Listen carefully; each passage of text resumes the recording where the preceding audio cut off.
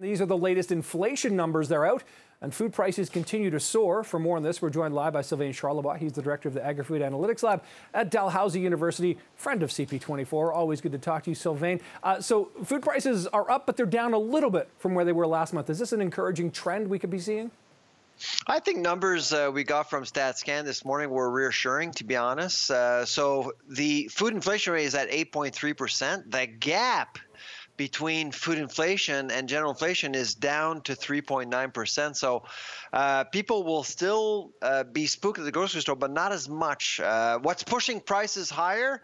If we look at categories right now, bakery, 14.3%. So if you're into bread, you notice higher prices. Eggs, 8.7%, and vegetables, 8.8%. Those are the categories pushing prices higher right now.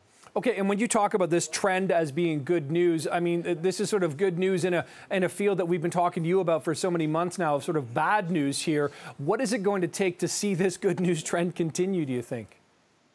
I think right now the food industry is just trying to cope with the aftershocks of last year's Black Swan event, and that would include Ukraine, supply chain issues, and of course COVID. The industry was still dealing with those issues, and now we're into 2023.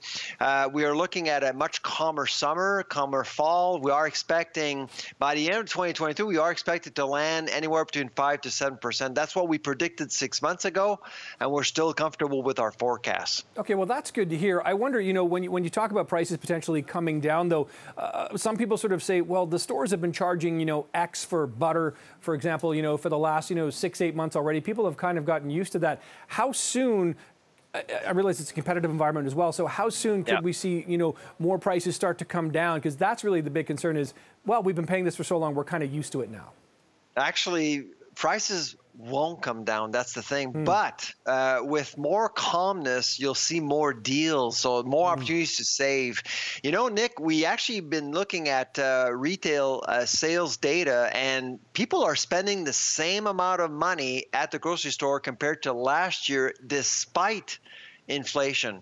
So that means that people are trading down, they're trading sideways when it comes to the meat counter. They're looking at vegetable proteins, they're wasting less food. So there is, you can see that right now the shopper out there is much more frugal than before. And that must be having an impact on the grocery chains and across the country. People are sort of spending the same, but not, not buying as much.